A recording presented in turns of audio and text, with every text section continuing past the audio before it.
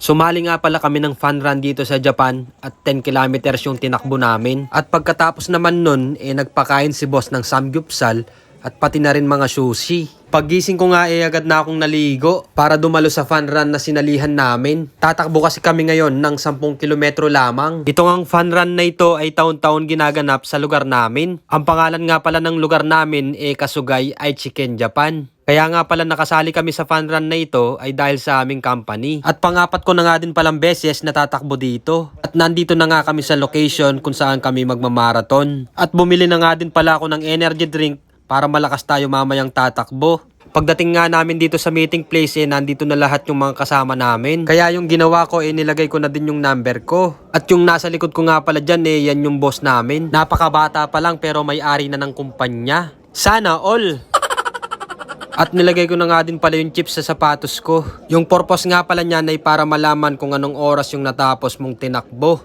At ininom ko na nga din dyan yung energy drink na binili ko kanina. Tapos lumabas na nga din kami ng gymnasium dahil malapit na magsimula yung fun run. At nagunat-unat na nga din pala ako ng kaunti dyan dahil hindi biro yung tatakbuhin natin. Habang naghihintay nga kami dyan bigla naman dumating ito si Sanji. Sa mga hindi nga pala nakakakilala sa kanya, siya nga pala yung karakter sa One Piece. At ayan na nga pala yung starting nung tatakbuhin natin. Napakaraming tao at mas maraming sumali ngayon kaysa last year.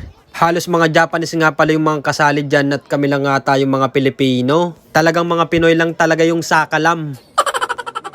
Hindi ko na nga talaga ma-estimate kung ilan yung mga sumali dito. Napakarami talaga, sobra. At ayan na nga, nagsimula na nga pala yung takbuhan. Hindi pa nga ako masyadong nakakalayo pagod na agad ako. Dinaig pa nga tayo ni Lolang naka-green at dinovertake pa tayo. Napakalakas talaga ng mga stamina ng mga Japanese. At kahit nga mga matatanda na napakabilis pa nilang tumakbo. Nahihiya nga ako sa sarili ko kasi nilalampasan lang nila ako. Meron pa nga din akong nakita kanina, talagang sobrang tanda na as in. Pero in-overtake niya pa talaga ako, grabe. At ayan na nga pala yung finish line sa wakas. Akala ko kanina hindi ko to matatapos. Naisip ko pa nga kanina na talagang gusto ko nang mag-back out. Buti na lang talaga tinuloy ko. 1 hour and 9 minutes nga pala yung oras na tinakbo ko. Biruin nyo yun, mahigit 1 oras nga pala akong tumatakbo, hindi ka mapapagod.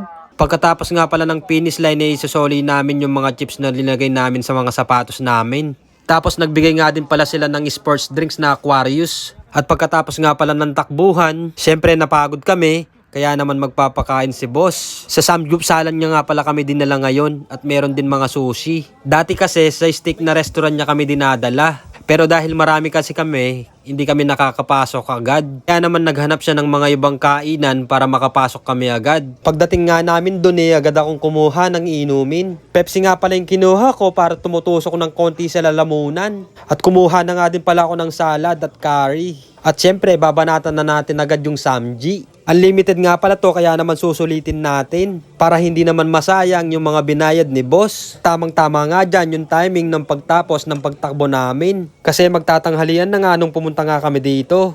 First time ko nga palang kumain ng samgyupsal dito sa Japan. Hindi ko nga akalain na meron nga pala dito. Halos kasi yung mga kinakainan namin ay yakiniku at shabu-shabu. At ayan nga pala yung boss at yung butcho namin sa trabaho. At yan nga din pala yung mga kasama ko sa trabaho, yung mga kasama din namin tumakbo kanina.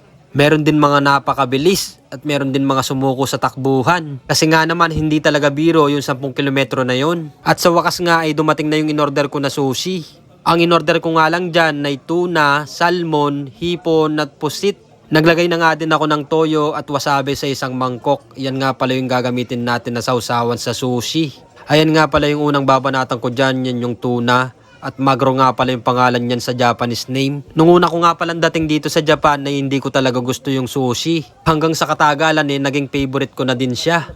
Halos lahat ng mga pagkain ng mga Japanese ay hindi ko talaga nagugustuhan nung unang dating ko. Pero umpisa nga lang pala yon. Kapag nasanay ka nga pala talagang napakasarap.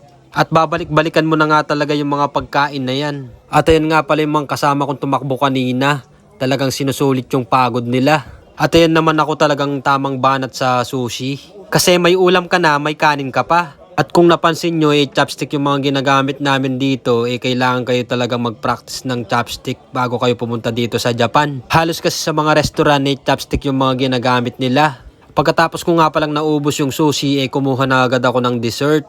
Ang kinuha ko nga pala dyan ay pudding at yung parang marshmallow at pineapple. Unlimited nga pala yan at kahit ilang beses kang kumuha ay pwedeng pwede.